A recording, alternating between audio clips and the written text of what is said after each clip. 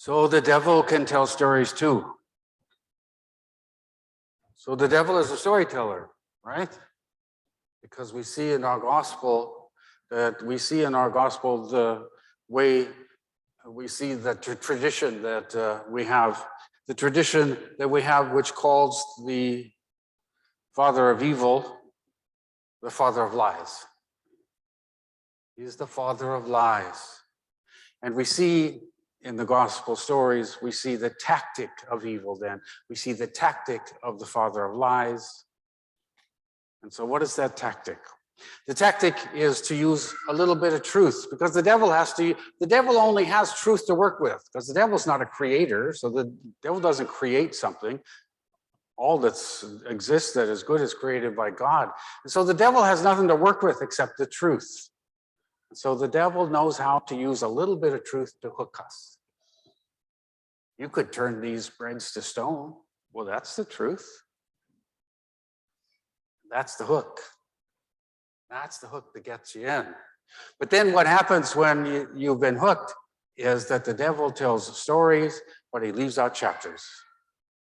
That's the tactic of evil, to use the truth, enough truth to get us in the door, and then to tell a story that leaves out chapters.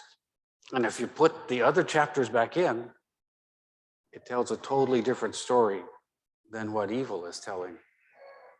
And so you can turn these stones into bread. Well, that's the truth. Oh, well, maybe the devil's a truth teller because he told me the truth here. But then Jesus says, oh no, but you left out a chapter.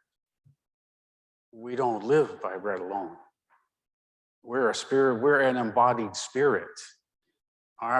So our bodies need food, but our spirits need food too. We don't live simply by bread. Jesus puts in the other chapters that the devil left out, and it tells a totally different story. You could toss yourself off of this parapet, and the angels, it says there in the scriptures that the angels will keep you from hurting yourself. Oh yes, but you left out that chapter about putting God to the test. Did you notice you left out that chapter? Because that changes the story if you put that chapter in. And so with all of the temptations, it's a little bit of truth. You know what? Evil has control of all the kingdoms of the world. All you got to do is look around, and you can see that if you're an evil person, you can invade countries and you can rule and reign over all kinds of countries. Don't you know that all you knew? Well, yeah, there's a lot of truth that I wonder if you look around the world, there's a lot of truth that I wonder if the devil is telling it. He must be a truth teller. But then Jesus says, no, that's the hook, but you left out the other chapters. You're telling me a false story because you left out the other chapters, and when you put those chapters in, it's a totally different story that is being told. So Jesus we were just at the beginning of Lent, it's 40 days in the desert. Jesus is not just in the desert, of course, we're in the desert too. And Jesus is not simply there. These stories are not simply there to say what happened to him, they're there to say what happens to us as well. But Jesus is the representative of the human race in this story. We're all in the desert, and we're being tempted all the time by evil. And what evil is always doing is it's hooking us with a little bit of the truth, enough of the truth for us to say, well, yeah, maybe he's got something there. And then a story that leaves out the most important chapters of the truth of our faith, the chapters of what is proven to be true facts. And so we're in this desert then for the next 40 days, in which we get to see how Jesus overcomes the temptations of evil, because they're about what we need to do as well. We live in a culture that is bombarding us with stories 24/7. And if you go online a lot, we be bombarded with them even more. And they're all telling a story. They're all using something to hook us in, and they're all telling us a story.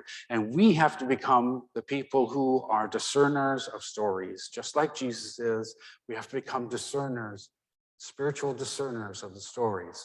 Say, which stories are leaving out the chapters of my faith, the truest chapters of our faith, the truest story I know about Jesus and his life and death and resurrection, and which are leaving out those crucial stories, so the story is a false story. It's got some truth, but it's a false story.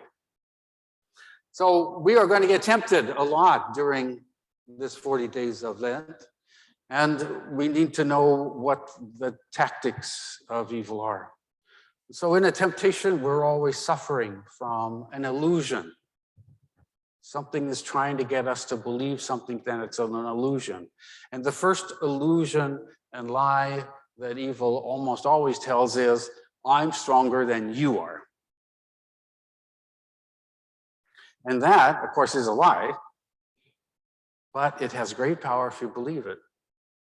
Because if we believe that lie, then what we say to ourselves is, well, evil is stronger, this temptation is stronger than I am, so I'm going to give up eventually. I might as well just give up right now. We've been hooked, and we believed an illusion, a false story. And all we have to do is beat that temptation one time, and we've proven it's a lie. Evil's not stronger than we are. And that's one of the great mistakes that we can make when it comes to talk of the devil or of evil, is to give the evil more power than it actually has. To give the devil more power than he has, because Jesus defeats him by discerning the stories and by telling the true story. And we defeat the evil the same way, by telling the truest stories. The truest story we know is the stories of Jesus. And when we meet temptations, when we meet a temptation and we're suffering from it, from that illusion, is not our feelings are off. What we need to do is go towards the truths that we know to be always true. And so we're in this desert, and we're becoming more and more people who need to be discerning, because we will be tempted. Especially, we are tempted always, but we will be tempted, especially during Lent. If you notice this, once we try to say, well, I'm going to do something for Lent, the temptations are going to come. And, nobody goes to Hawaii on a vacation and comes back and says, you know what? 2 weeks in Hawaii, and my life has been transformed. My consciousness has been transformed. I'm a new person, and I will live in a totally different. No, that isn't how that works. Unfortunately, when we say words like that, it's because we've been in the desert. It's because we've been in a struggle with evil. We've been in a struggle with something, and we've overcome, or we've been defeated, but we've learned something from it. We don't get transformed. We don't get spiritually transformed by going to Hawaii on vacation for 2 weeks. That might be an absolutely wonderful thing, but that's not what is life transforming. It's the struggle in the desert. That's what transforms our lives. And so that's what we're starting the beginning of. That's what we're up against. And so we need to remember that the devil cannot force us to do anything external. Can't force us, but he can tell us a lie that we could believe, and then we would do it. But he can't force us.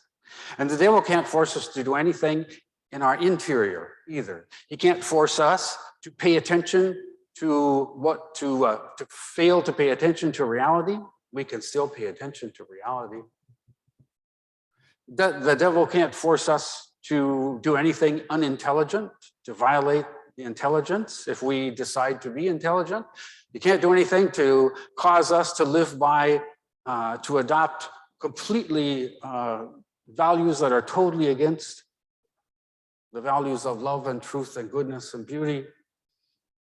Can't force us to do anything that is unreasonable and unrealistic unless we choose to do it. You can't force us to do anything that will be irresponsible. You can tempt us to do something irresponsible. You cannot force us to do something irresponsible. He cannot force us to do something unloving. He can only tempt us and lie about it, and we believe the lie and become unloving. But he can't force us to do it. And so that we need to know if we're going to go into this 40 days of this struggle in the desert, when we are tempted in this world with so many temptations that are trying to tell us a false story and capture our attentions and our intelligence and our reason and our responsibility and our love. And so we need to have a discernment of stories. We need to use this 40 days in the desert as an opportunity to get more discerning about stories. We can always tell when we've gone down the road of learning a bad story by what it feels like. St. Ignatius, the founder of the Jesuits, would say that if you want to know how the devil is getting at you, follow the tail. Follow the tail of the serpent. Follow the demon's tails. And what he meant was,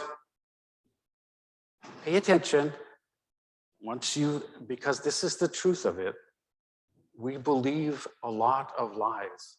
And we're not going to be able to, the truth is we learn the difference between the false stories and the true stories mostly by making mistakes. And we have to follow the tail.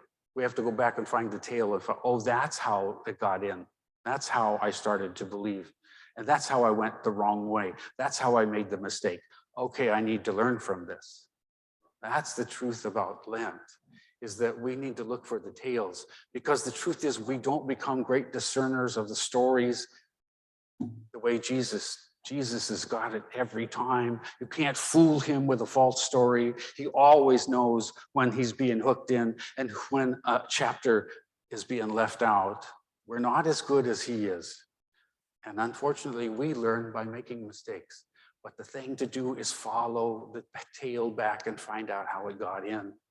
And then we learn. And then we're wiser. And then we're more discerning.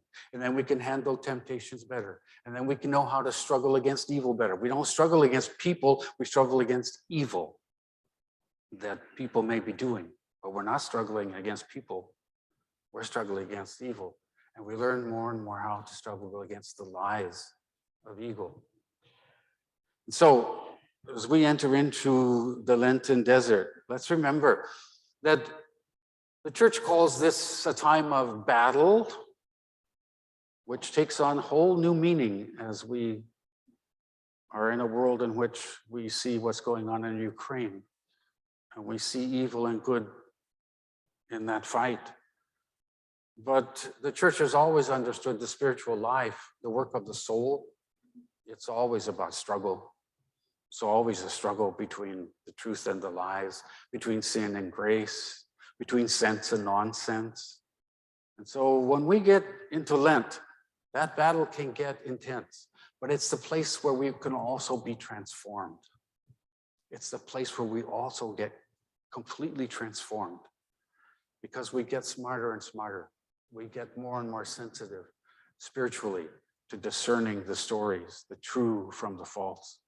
So let's enter into this Lenten struggle, this Lenten desert, this Lenten struggle, but remembering that Jesus beat it. Jesus beat it all. And he's there to help us also learn and to overcome the evils of our lives and our world.